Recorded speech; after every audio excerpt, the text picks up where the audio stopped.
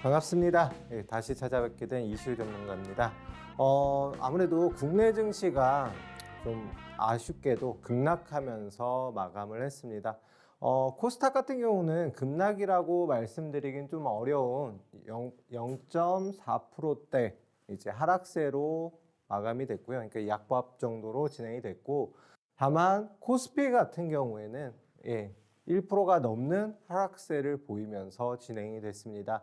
국내 증시 자체가 물론 이제 지수 저항대에 있다 보니까 조금 더 추가적인 하락이 나왔고, 그 중에서도 코스피 대형주들의 하락세로 인해서 코스피 하락세가 조금 더 컸다라고 볼 수가 있겠는데요.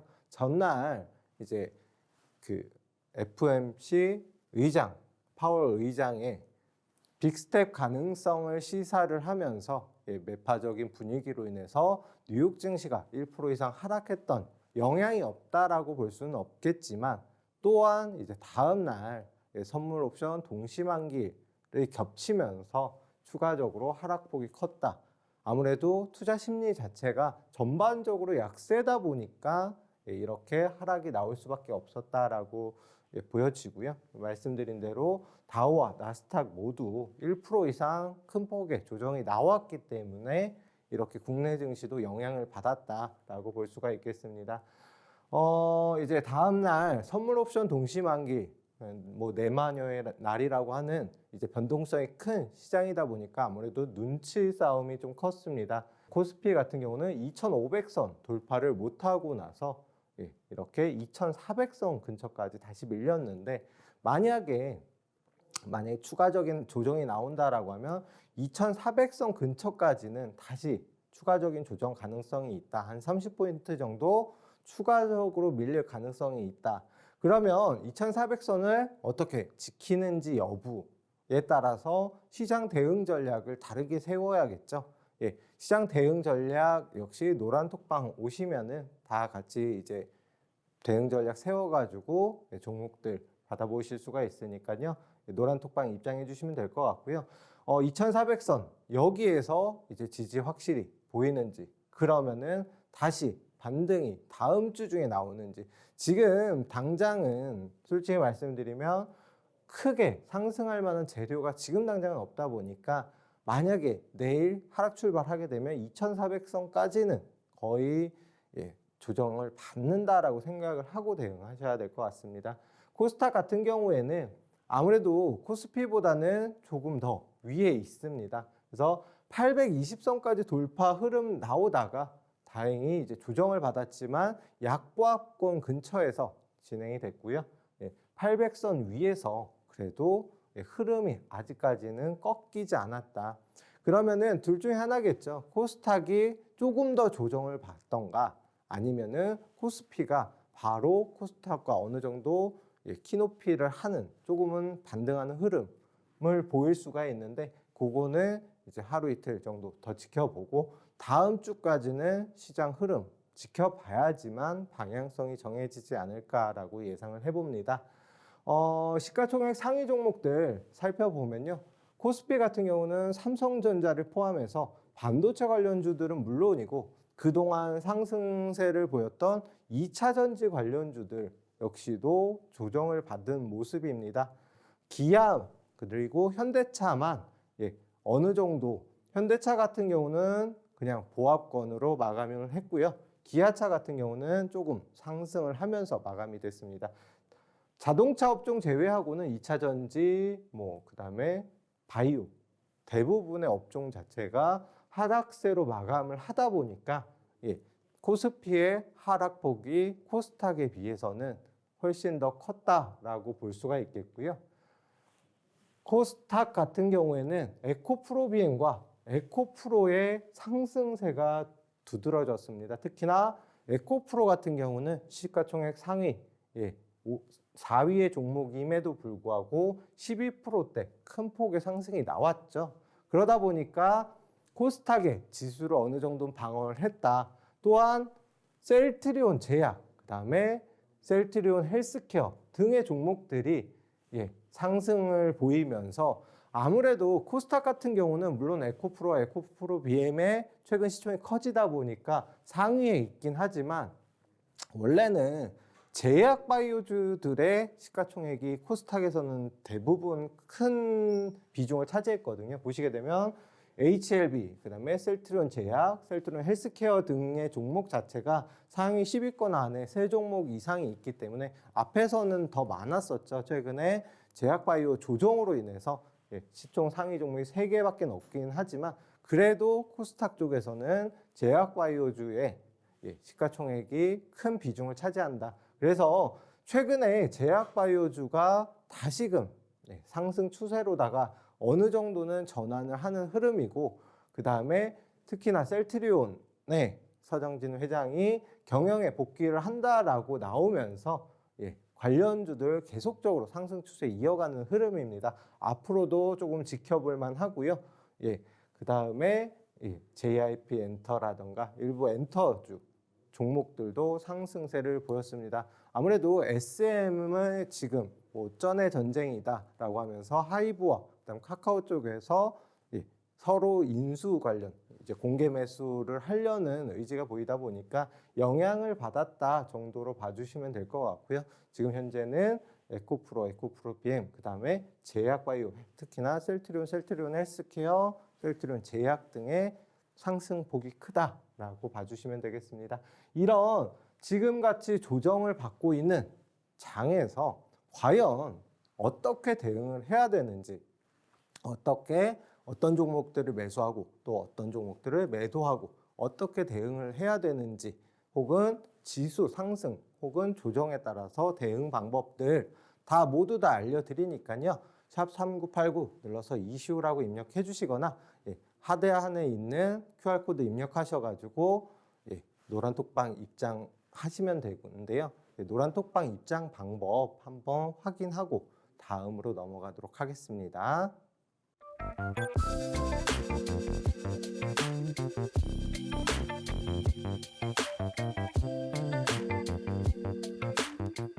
방송에서 공략해드렸던 히든 종목들 수익률이 어떤지 한번 살펴보면서 진행을 하겠습니다. 앞에서는 좀 오래된 순으로 먼저 말씀을 드렸는데 이번에는 최근 종목들 먼저 한번 살펴보면서 거꾸로 넘어가도록 하겠습니다.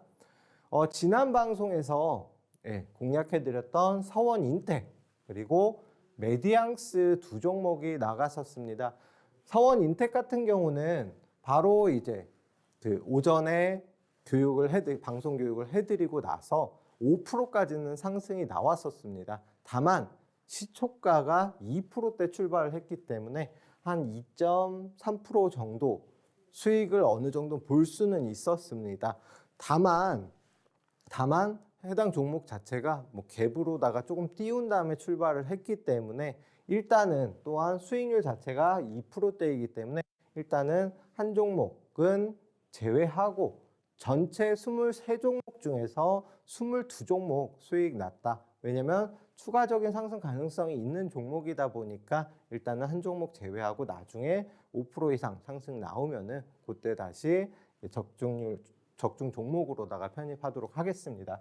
그리고 메디앙스 같은 경우는 교육해드린 당일 날짜에 하락 출발을 했습니다. 뒤에서도 한번 살펴보실 건데 하락 출발을 한 다음에 종가 기준으로도 한 5% 정도는 빠졌었거든요. 그러다 보니까 이 종목 나도 한번 사봤는데 메디앙스 사봤는데 잘 올라간다더만 오히려 빠졌네라고 생각하실 수가 있겠지만 3월 이제 9일 날짜에 8일 날짜죠. 죄송합니다. 3월 8일 날짜에 메디앙스 급등 나왔습니다. 장중 20%까지 급등이 나왔기 때문에 그래서 15% 정도의 수익은 챙겨갈 수 있었다라고 말씀을 드립니다. 또한 이제 그 전에 했던 유엔제, 그 다음에 4x4 이렇게 두 종목이 수익이 났는데 4x4 같은 경우는 앞에서도 19% 이상의 급등이 나왔던 종목입니다. 한 번 더 추천을 드렸고요. 메디앙스 역시도 노란톡방에서 교육 한번 해드리고 수익 10% 이상의 수익을 낸 다음에 다시 이제 방송에서 히든 종목으로 냈던 종목인 만큼 종목을 한 번 수익 났다고 해서 바로 버리나요? 아니죠. 왜냐하면은 좀 이따 이제 앞에서도 교육을 해드렸고 뒤에도 해드리겠지만 패턴 중에서도 특히 뭐 추세 분석이 있잖아요.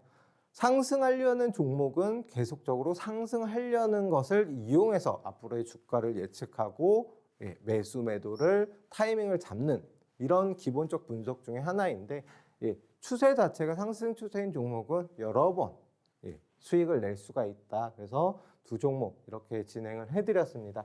그리고 IS 동서 같은 경우는 대형주임에도 불구하고 당일 날짜로 8% 이제 급등이 나오면서 아무래도 시가총액이 1조 원이 넘는 종목이다 보니까 움직임이 더디고 수익률이 조금은 작을 수는 있겠지만 그렇게 길지 않은 일주일 이내 5% 이상의 상승이 나왔고요. 그다음 웅진 4%, 오로스 테크놀로지 같은 경우는 13.3% AI 반도체 관련주라고 말씀을 드리면서 소개해드렸던 종목입니다.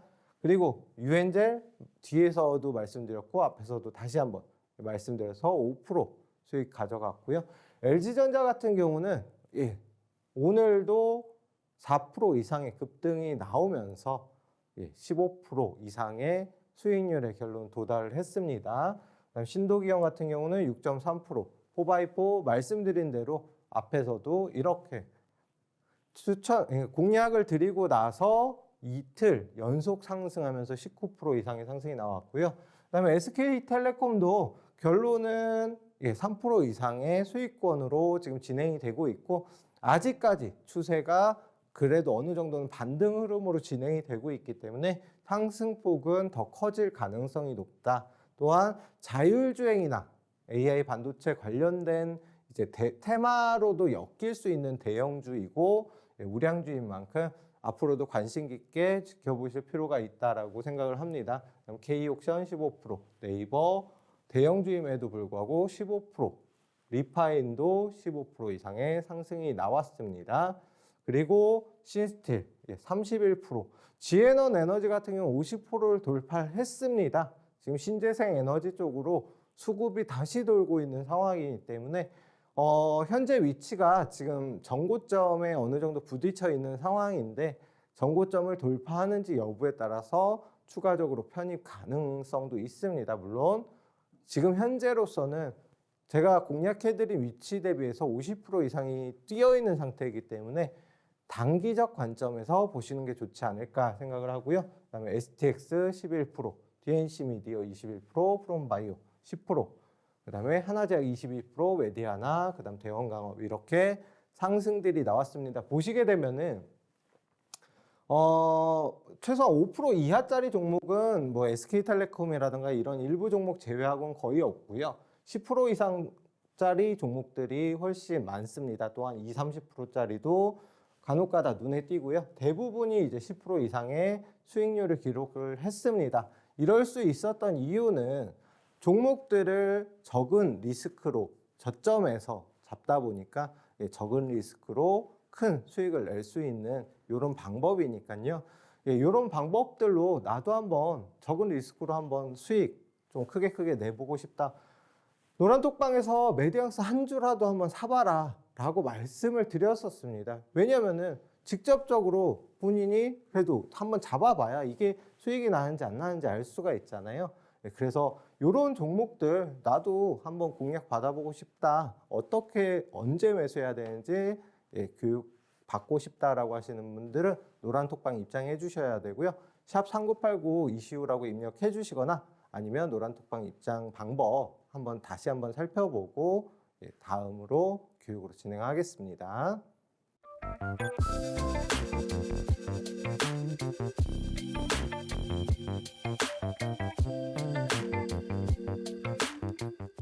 네, 그러면 앞에서 주린이 처음 기초부터 몇 번을 이제 말씀을 드렸는데 아무래도 가장 기초적인 내용이고 뒤에 같은 경우는 이제 기술적 분석의 심화 과정, 그다음에 기본적 분석에서도 조금 심화 과정을 이제 아셔야 되는데 그 내용은 노란톡방에서 안내 도와드리고요. 한번 다시 이제 복습한다 생각하시고 봐주시면 감사하겠습니다. 증권 분석에는 기술적 분석과 기본적 분석이 있다. 기술적 분석에는 봉차트와 이동평균선, 그다음 거래량 등의 이제 기술적인 그러니까 언제 사야 되고 언제 팔아야 되는지 타이밍을 판단하는 분석이 기술적 분석이라고 보시면 될 것 같고요. 기본적 분석은 어떤 종목이 정말 좋은 종목이고 우량하고 지금 저평가 구간인지 등을 판단하는 걸 기본적 분석이라고 한다. 재무제표나 PBR, PER 등이 있다라고 봐주시면 될 것 같고요. 기본적 분석에는 질적 분석, 양적 분석, 경제적 분석, 산업 분석, 기업 분석 등이 있는데 질적 분석 같은 경우는 이제 계량화가 불가능한 뭐 정치적인 이슈라든가 사회적 이슈 등 그러니까 수치로다가 환산이 안 되는 걸 갖다가 질적 분석이라고 하는 경우가 많고요. 양적 분석은 반대로 반대 개념으로 계량화가 가능하고 그다음에 재무제표, 환율, 금리, 유가 등 눈으로 볼 수 있는 지표다라고 그냥 쉽게 생각하시면 될 것 같습니다. 경제 분석에는 역시 금리와 환율은 포함이 되고요. 유가라든가 GDP 성장률, 경제 지표 등이 여기에 포함이 된다. 그러니까 말 그대로 전체적인 경제의 지표를 갖다가 분석한다라고 그냥 쉽게 설명드리겠습니다. 산업 분석 같은 경우는 예를 들어서 자동차 산업, 반도체 산업 등이 있잖아요. 뭐 여러 가지가 있는데 뭐 조선업 등 이런 산업들의 경기 사이클과 진입 장벽, 수요와 공급에 따라서 지금 현재 이 산업이 호황이냐 아니면 불황이냐 혹은 성수기냐 비수기냐 등을 이제 판단할 수 있는 게 산업 분석이다. 기업 분석은 말 그대로 한 기업, 예를 들어서 삼성전자면 최근에 재무제표가 어떻게 됐고 시장 점유율이 어떻게 뭐 삼성전자 같은 경우는 반도체 쪽에서는 1위 기업이잖아요. 그러다 보니까 시장 점유율 1위 뭐 SK텔레콤 시장 점유율 1위 이런 식으로 해당 종목이 전체 그 산업에서도 어느 정도의 위치를 차지하고 있는지 혹은 앞으로 지금 매출이 작년에는 뭐 조금 줄었다가 다시 성장세로 있는지 아니면 점점 줄고 있는지 등을 분석하는 걸 기업 분석이라고 한다. 말 그대로 이렇게 분석을 해서 가치가 우량주인지 혹은 성장주인지 등을 판단하는 근거다라고 보시면 될 것 같고요. 그리고 이런 기본적인 분석을 어떤 식으로 접근할지 탑다운 방식은 말 그대로 큰 것부터 작은 것, 경제, 산업, 기업. 그 다음에 반대로 바텀업 방식 같은 경우는 기업, 산업, 경제 이런 식으로 작은 것부터 큰 걸로 분석을 하고 이제 접근을 하는 방식이다라고 보시면 되겠습니다. 탑다운 방식 같은 경우는 아무래도 큰 것부터 지금 현재 경제에서 경제 흐름이 이렇고 여기에서 어떤 산업이 호황을 누릴 것 같고 이제 주가가 영향을 받을 것 같다. 그러면 거기에서 어떤 종목이 좋은지 이렇게 분석하게 되면은 아무래도 조금은 큰 것부터 작은 걸 보다 보니까 이제 중장기적인 관점으로 다 볼 수밖에 없습니다. 근데 바텀업 방식 같은 경우는 지금 현재 종목, 이 종목의 주가 흐름이라던가 이런 게 굉장히 좋네요. 그러면은 이 종목이 어떤 산업에 들어가고 이 산업과 경제가 그러니까 앞으로 상승할 가능성이 큰지 전망이 좋은지 등을 분석하기 때문에 지금 현재 흐름을 먼저 보고 접근하다 보니까 조금은 단기적인 관점으로도 분석을 할 수가 있는 게 바텀업 방식이다 정도 봐주시면 될 것 같고요. EPS와 PER, EPS는 주당 순이익, 주식 수로다가 순이익을 쪼갰을 때 이게 한 주에 얼마 정도의 수익이 나는지 근데 지금 현재 주가가 여기보다 높은지 낮은지 높다라고 하면 몇 배까지 되는지인데요. 예를 들어서 삼성전자 같은 경우는 지금 주당 순이익보다 주가가 7배가 높다라고 이해해 주시면 되겠습니다. 이해되시나요? 네. 그러면은 한 주당 실질적으로 수익은 10,000원이 안 된다는 거잖아요. 몇천 원. 그러니까 7, 8천 원 정도가 나는데 실제로 지금 현재 주가는 한 5만 원 정도이니까 그렇기 때문에 7.7배인 건데 이게 마냥 저평가 고평가의 수준을 판단할 수는 없다.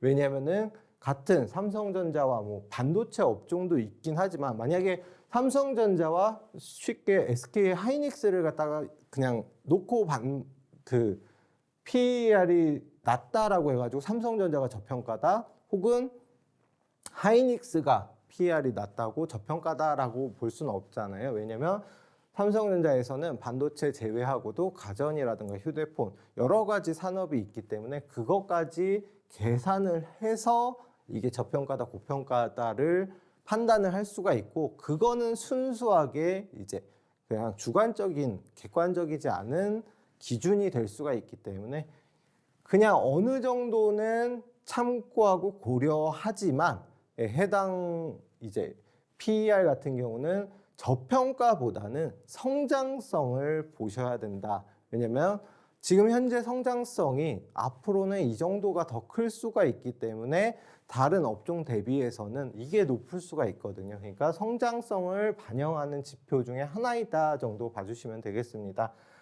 그리고 다음에 말씀드린 PBR 같은 경우에는 아무래도 주당 순자산 가치, 직접 현금화를 할 수 있는 부채를 제외한 자산을 주식수로 나눈 거잖아요.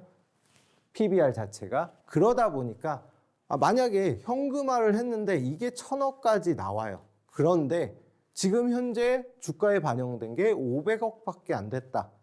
말 그대로 1배보다 낮고 0.5 수준으로다가 지금 저평가가 되어 있는 거잖아요.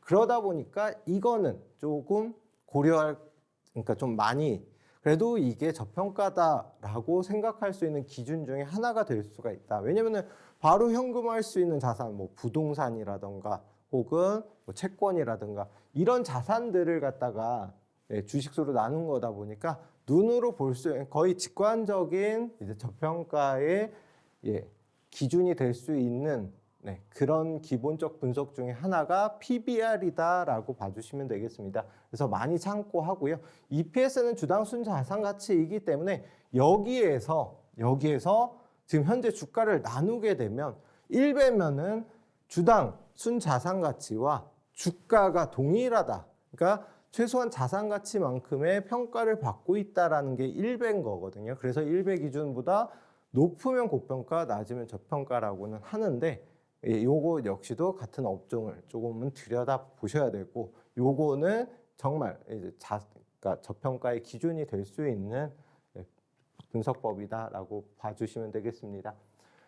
그럼 이제 다음으로 기술적 분석이 있는데, 기술적 분석에는 추세 분석, 아까 말씀드렸잖아요. 상승하려면은, 그러니까 상승을 하면 상승을 계속적으로 하려는, 그 다음에 하락을 하는 종목 같은 경우는 계속적으로 하락하려는 이런 추세를 갖다가 분석을 해가지고 그 다음에 주가의 방향성을 갖다 예측해서 분석하는 방법이 추세 분석법. 그다음에 패턴 분석법은 이런 추세선이 변화할 때 나타나는 패턴. 그러니까 상승하다가 갑자기 하락할 때 뭐 하락 잉태 혹은 하락 장악형, 이런 하락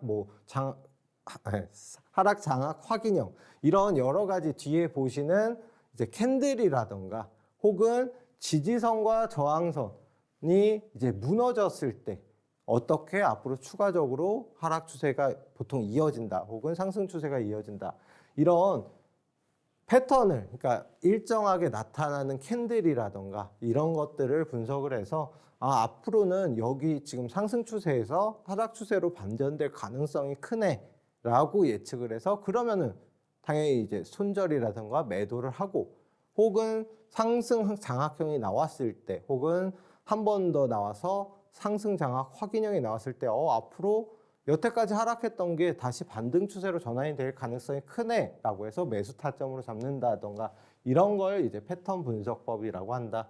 그다음에 지표 분석 같은 경우에는 과거의 추세 성향이 앞으로도 반복될 수 있다라는 걸 통계적으로 수치해가지고 나타내는 거고요. 거래량이라던가 거래대금 등을 갖다가 포함해가지고 분석을 하는 걸 지표 분석이라고 한다. 심리 분석은 경제, 그 다음에 투자자의 심리, 앞으로의 경기 동향, 뭐 자금 사정 등 뭐 여러 가지 변수를 고려해서 분석하는 걸 심리 분석이라고 한다라고까지만 아시면 될 것 같고요. 보통 심리 분석 중에서는 뭐 계절주라고 하잖아요.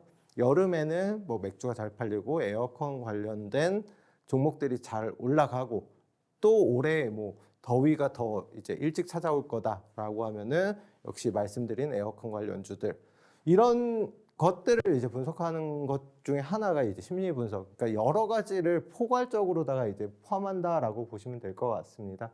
그리고 이렇게 정배열과 역배열, 정배열을 매수를 하게 되면 보통은 이제 상승 추세 중인 종목들이 정배열인 경우가 대부분이잖아요. 예, 역배열 중에 상승 추세일 수는 없으니까 예, 그렇기 때문에 조금 단기적 관점에서 보는 분들 같은 경우는 무조건 정배열로 보셔야 되고요. 역배열로 보게 되면은 솔직히 어느 위치가 바닥인지까지 예측이 가능한 그래도 좀 고수분들이 그래도 이 역배열에서도 수익을 낼 수는 있겠지만 조금 어렵다. 그래서 주린이가 하기에는 솔직히 보지도 않는 게 제일 낫고요. 정배열로다가만 보시는 게 좋습니다. 그리고 골든크로스를 당연히 보셔야 되고요. 그런데 정배열에서는 골든크로스가 거의 나오는 경우는 없습니다. 나오는 경우라고 하면은 주가가 일시적으로 단기 이평선을 이탈을 했다가 중기나 혹은 장기에서 지지를 받고 다시 상승이 나올 때 골든크로스가 나오지 완전 순 정배열에서는 이런 경우는 거의 없잖아요. 그러다 보니까 정말 일시적으로 중기 보통 61선 정도에서 지지받고 다시 상승 나올 때 그때 골든크로스가 나오면 매수 타점으로 볼 수가 있기 때문에 그럴 경우에 이용하는 게 골든크로스다. 데드크로스 같은 경우는 대부분이 이제 매도 타점으로 보기 때문에 웬만하면 매도하실 때 제외하고 매수하실 때는 안 보는 게 당연히 좋겠죠. 그렇게만 이해하시면 될 것 같습니다. 그리고 말씀드린 대로 이게 제가 말이 꼬여서 상승 장악 확인형, 상승 장악형 이렇게 뭐 여러 번 앞에서 말씀드렸었는데 이런 상승 장악 확인형과 그 다음에 상승 장악형, 그 다음에 샛별형, 관통형, 십자 샛별형 이런 것들이 왜 나오는지를 아셔야지 이제 결론은 이걸 갖다 달달달 외우시기보다는 이렇게 하락 추세 계속 음봉이 나오다가 여기에서 앞전 이제 하락봉을 그러니까 음봉을 감싸는 양봉, 긴 장대 양봉이 나온 거를 상승 장악형이라고 하는구나.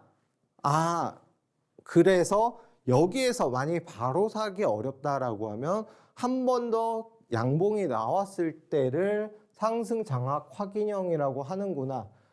이때 왜 이렇게 매수를 해야 되는지 거래량과 당연히 거래대금까지 포함을 해야 됩니다. 무조건적으로 이게 이런 캔들이 나왔다라고 해서 무조건 뭐 반전 맞아 사야 돼 이건 절대 아니고요. 이런 경우에 그렇게 추세가 이어지는 상승 추세로 전환이 되는 경우가 많구나. 여기에서 하락 잉태형 혹은 하락 장악형, 하락 장악 확인형이 나왔을 때는 상승하다가도 하락 반전이 나오는 경우가 많구나. 역시나 거래량 거래대금을 확인을 해야 된다. 왜냐하면은 물론 상승 중에 혹은 하락 중에도 자전거래라고 해서 그러니까 본인들끼리 사고 물량을 팔고 사고 팔고를 반복해서 거래량이 많아지게 보이는 경우가 있기는 한데요. 대부분 그런 경우보다는 이런 캔들을 만드는 일부러 만들어서 상승처럼 보이게 해서 이제 개인 투자자를 꼬시는 경우가 더 많이 있거든요.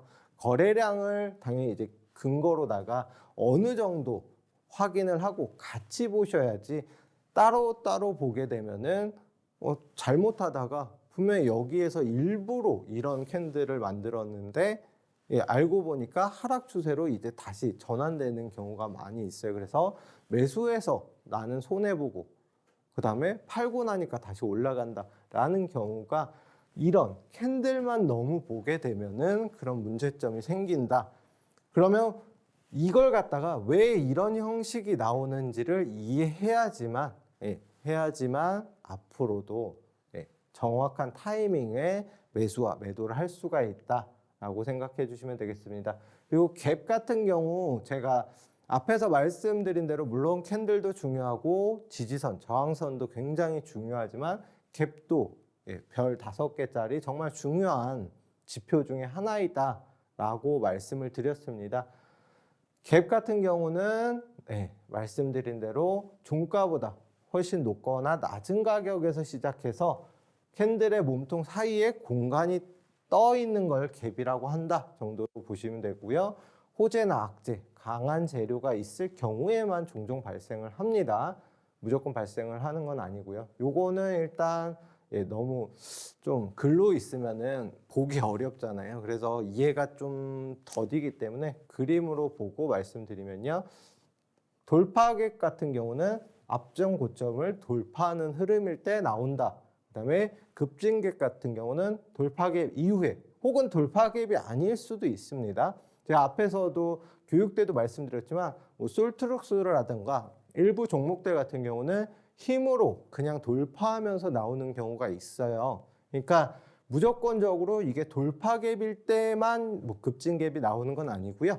이렇게 전고점을 돌파한 다음에 추가적인 상승 혹은 상승 이후의 횡보 뒤에 그다음에 갭이 나오고 이제 상승폭이 커지는 그 갭을 급진갭이라고 한다 정도로 이해하시면 될 것 같습니다. 그다음에 소멸갭 같은 경우는 거의 끝에서 나오는 갭을 소멸갭이라고 하고요. 하락 추세일 때는 솔직히 이미 돌파갭까지 나온 다음에 손절을 치면은 여긴 늦거든요. 그렇기 때문에 여기는 그냥 안 보시고 웬만하면 이거에 그냥 반대되는 개념이다 정도로만 이해를 하시면 됩니다. 여기까지는 굳이 보실 필요가 없고 여기에서 돌파갭이 뭔지 그다음에 급진갭은 무슨 개념인지 소멸갭은 뭔지 딱 요 세 가지. 보통갭 같은 경우는 일반적으로도 중간중간에 갑자기 이제 시간으로다가 급등 이후에 다음날 갭을 좀 띄우고서 이제 상승하거나 혹은 다시 내려오는 경우도 있거든요. 그렇기 때문에 보통갭은 좀 굳이 안 보셔도 되지 않을까. 돌파, 급진갭 가장 중요하다 정도 봐주시면 될 것 같고요.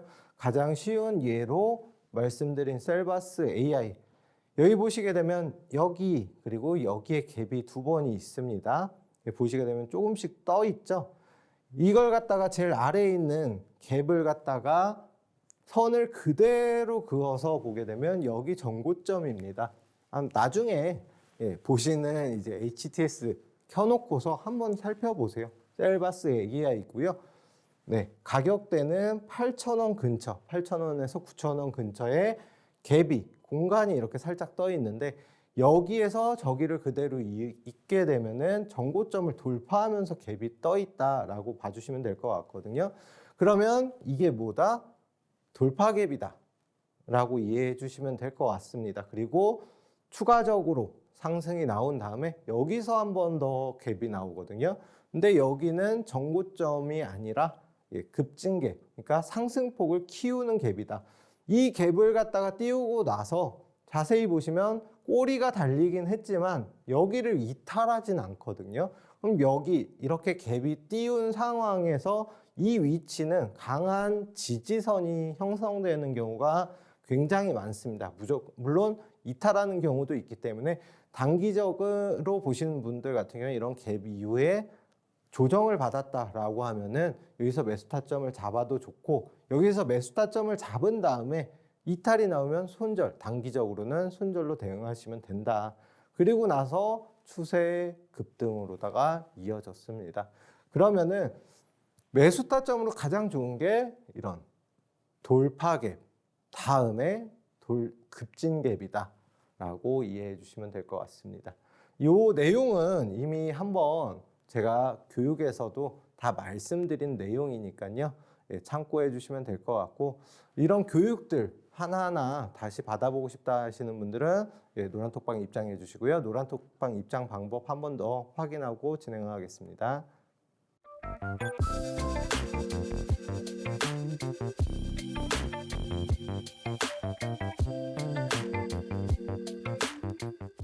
네.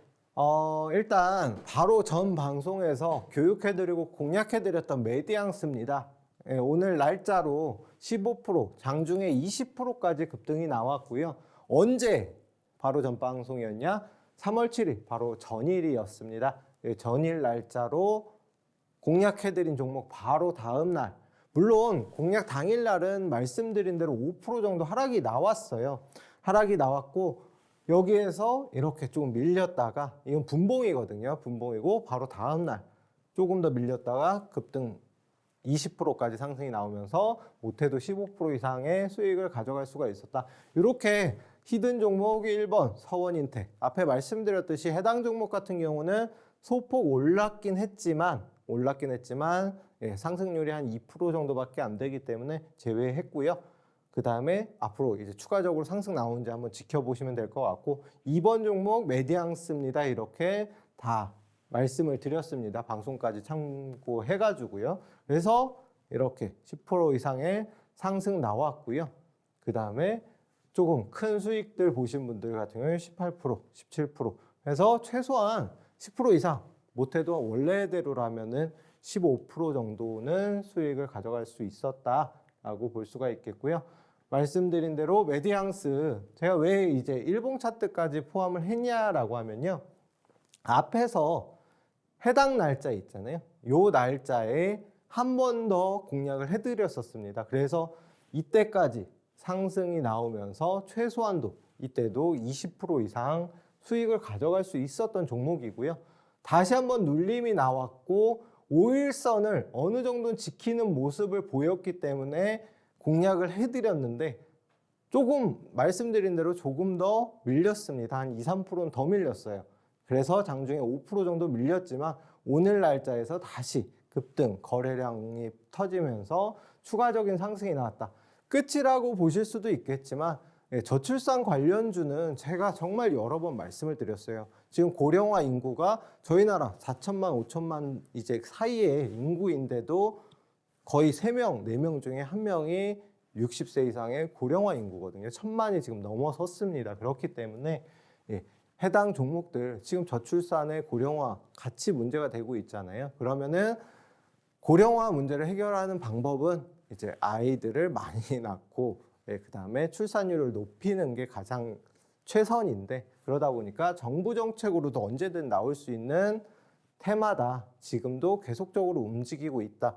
해당 종목 말고도 금비라는 이제 신규 상장 종목 역시 상승 나오고, 아가방 컴퍼니, 제로투세븐 등의 종목들도 같은 테마니까요. 한번 같이 봐주시면 될 것 같습니다. 그리고 세아 메카닉스 바로 전일날 또 수익을 실현했던 종목입니다. 다만 매수 날짜가 2월 8일입니다. 그러다 보니까 조금 매수한 지 오래됐습니다. 한 달 정도 됐는데 그래도 13%, 수익률이 잘못됐습니다.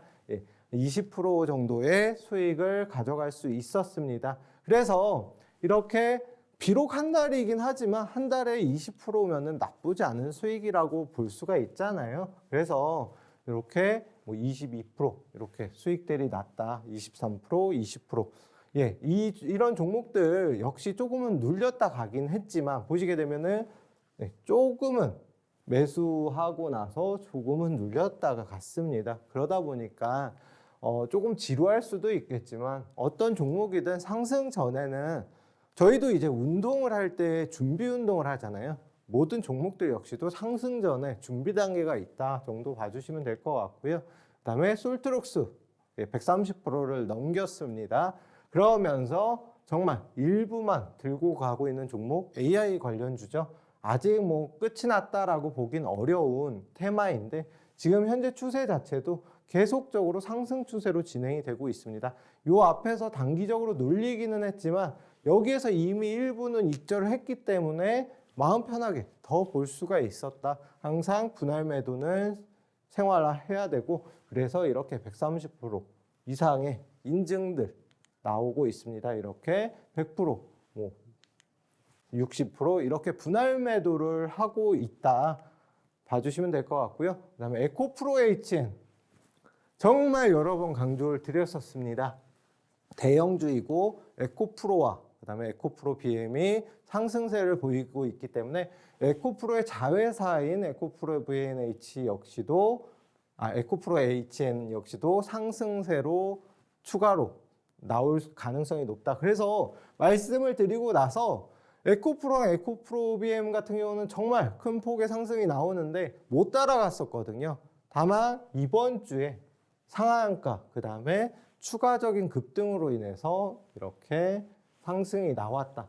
자, 앞에서도 방송 때도 말씀드렸지만 보시게 되면 고점이 87,000원이잖아요. 근데 저희가 이건 상한가 당시에 이제 차트고요. 2차 목표가 75,000원입니다. 그러다 보니까 조금은 일찍 팔았습니다. 87,000원인데 조금 낮게 팔았죠. 왜냐면 3차까지도 보고 있는 종목이다 보니까 일단 아직까지 끝났다라고 보기는 어려운데 이렇게 해서 15% 이상, 그 다음에 지금 48%까지는 수익을 실현을 했다. 거의 50% 가깝잖아요.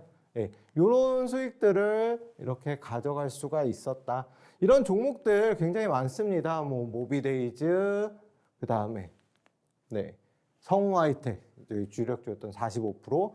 그러니까 최소한도 10%, 20%는 계속적으로 나잖아요. 보시게 되면 성우하이텍 역시도 이렇게 상승이 나왔었고, 삼진 20% 이상, 네, MBT 계속적으로 인증 자체도 계속 보내주실 수밖에 없어요. 왜냐면은 어제도 뭐 장 안 좋다, 장 안 좋다 하시는 분들도 계시고, 오늘도 안 좋다라고 하시는 분들도 계시는데, 수익 나는 종목들 메디앙스도 오늘 상승이 나왔고, 어제도 세아 메카닉스, 그 전에 솔트록스, 그다음에 에코프로비엔H, 이런 에코프로비엔 죄송합니다. 이 발음이 셉니다. 죄송합니다. 핀텔, 솔트록스, 풍국주점, 이런 종목들 계속적으로 수익 다 가져가시고 계시잖아요. 인증들 제가 말씀드리는 게 이게 정말 뭐 거짓으로다가 올리고 뭐 제가 뭐 어떻게 만들 수도 없잖아요. 그러다 보니까 이런 인증들 100% 이상, 50%, 뭐 30%, 500% 이런 수익들을 내고 있고 인증을 계속적으로 보내주고 계신다. 너무 길어서 일단 짧게 했고 뒤에 히든 종목도 말씀드려야 되기 때문에 말씀드리는데, 이런 종목 나도 받아보고 싶다. 뒤에 히든 종목 나도 받고 싶다 하시는 분들 샵 3989 이시우라고 입력해서 문자 보내주시거나 아니면 노란톡방 입장 방법 한 번 더 확인하고 히든 종목 공개하도록 하겠습니다.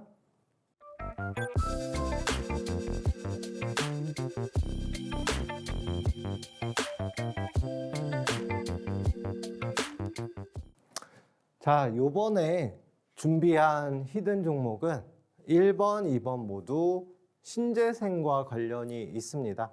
신재생 에너지 관련된 종목 앞에서 이제 히든 종목으로 냈던 지에넌 에너지 같은 경우는 지열 발전, 거기다가 매각 관련 이슈가 있으면서 해당 종목을 말씀을 드렸었고, 물론 한 달, 두 달 정도 걸렸지만 지금 50%가 넘는 상승률을 보이고 있잖아요.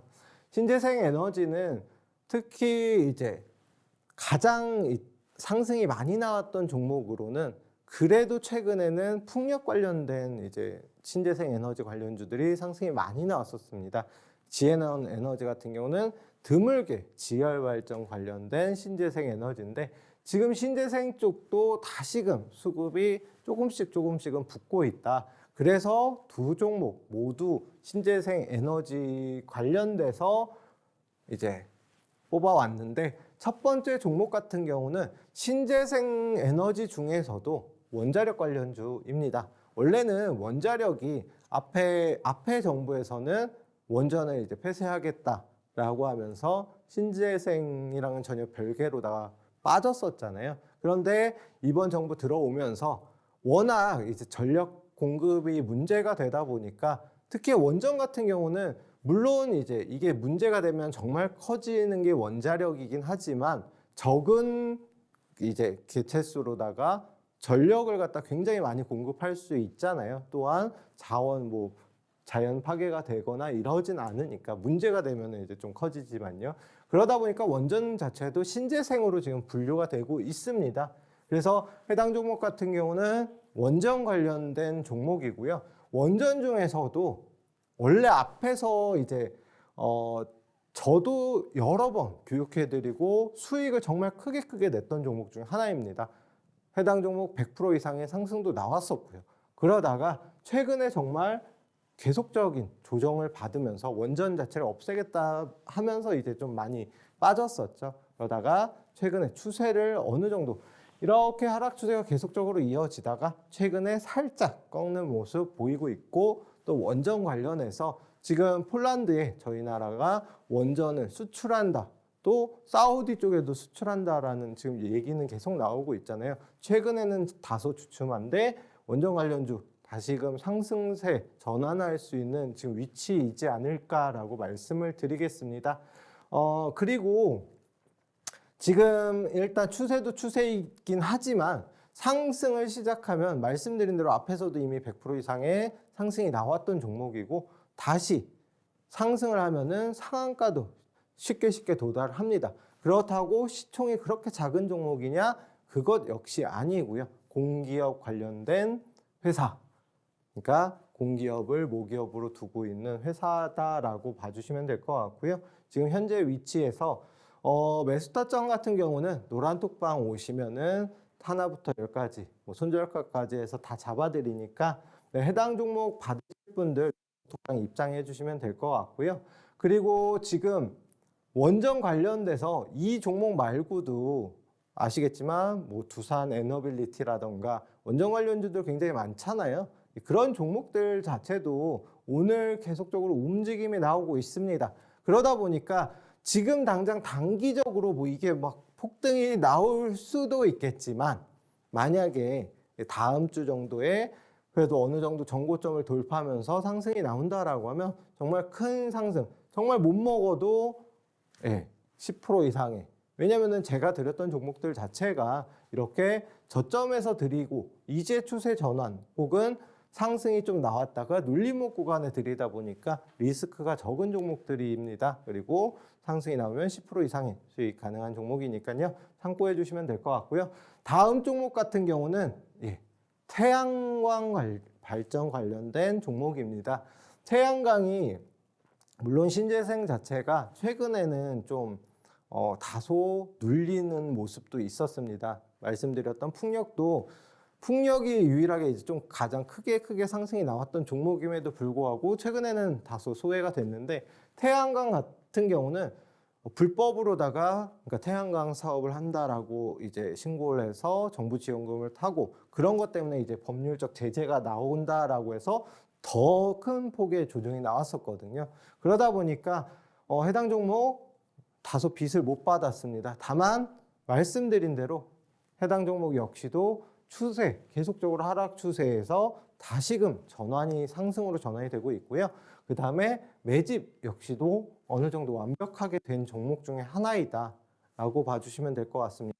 시가총액이 정말 적은 종목임에도 불구하고 상승이 나온다라고 하면 현 위치에서 큰 폭의 상승도 가능한, 정말 스타트 끊기 바로 직전에 위치에 있기 때문에 지금 사시게 되면 역시나 적은 리스크로다가 큰 폭의 수익 가져가실 수 있는 종목이다. 해당 위 두 종목, 원전 관련주와 그다음 태양 관련된 히든 종목 1번, 2번 종목 나 모두 받아보고 싶다 하시는 분들은 노란 톡방에 오셔서 히든 종목 주세요라고 말씀해 주시거나 하면 되거든요. 입장 방법 한 번 더 확인하고 저는 다음 시간에 뵙도록 하겠습니다. 감사합니다.